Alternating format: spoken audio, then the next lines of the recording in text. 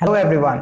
इस वीडियो में हम लोग गवर्नमेंट एम्प्लॉयज के सैलरी स्ट्रक्चर को समझेंगे कि आखिर कैसे एक पर्टिकुलर बेसिक पे पर सेवरल एडिशन और डिडक्शन होने के बाद आपकी final in hand salary calculate होती है। तो चलिए स्टार्ट करते हैं। तो इसको हम 4600 ग्रेड पे की जॉब के एग्जाम्पल से समझते हैं। देखिए 4600 ग्रेड पे होगा तो आपकी बेसिक पे रहेगी 44,900। ये फिक्स अमाउंट रहता है कि इतना आपको मिलना ही है। लेकिन क्या होगा इसके बाद फाइनल इन हैंड सैलरी जो होगी उसमें सर्टेन एडिशंस और सर्टेन डिडक्शन होंगे, जैसा कि मैंने आपको बताया ही था। तो सबसे पहले हम बात करेंगे उन सभी एडिशन की जो बेसिक पे होते हैं। देखिए सबसे पहला होता है डियरनेस अलाउंस यानी कि डीए।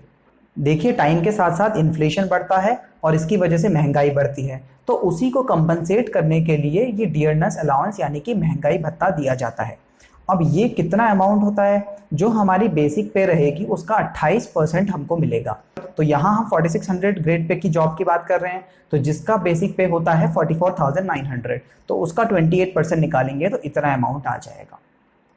सेकेंड बात करें हाउस रेंट अलाउंस यानी कि HRA।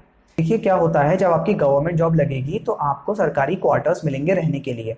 तो वहाँ पे आपके पास ऑप्शन होगा कि या तो आप सरकारी क्वार्टर्स ले ले या फिर आप पर्सनली अपना कोई रूम या फिर हाउस लेके रहें।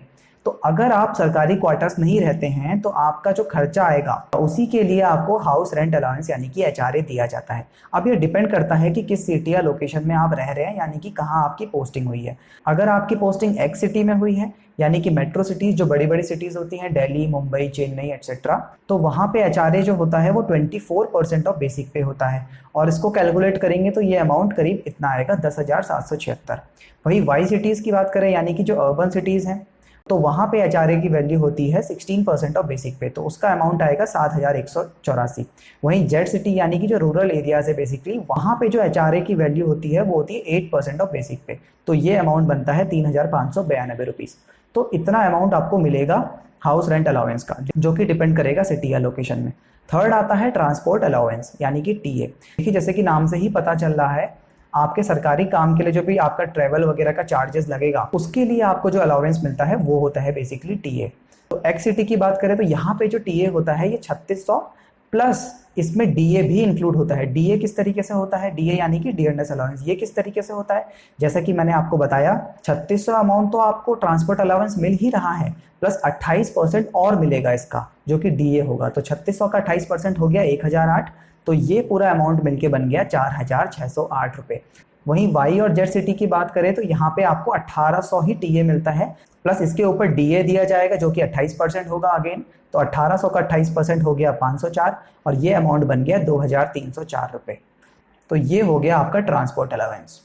तो इन्हीं सारे अलाउंसेस को जब हम बेसिक पे जोड़ेंगे तो आपकी ग्रॉस सैलरी डिसाइड होगी। तो अगर हम बात करें एक्स सिटी के लिए तो आपकी जो ग्रॉस सैलरी बनेगी वो basic pay plus dearness allowance plus HRA plus TA, इन सब को जोड़ने के बाद 72,856 रुपये आपकी ग्रॉस सैलरी बनेगी। लेकिन ये जो अमाउंट है ये आपका फाइनल अमाउंट नहीं है, क्योंकि यहाँ पे अभी कुछ डिडक्शन होना बाकी है। कुछ पैसे अभी आपके और कटेंगे जिसके बाद ही आपकी final in hand salary decide होगी।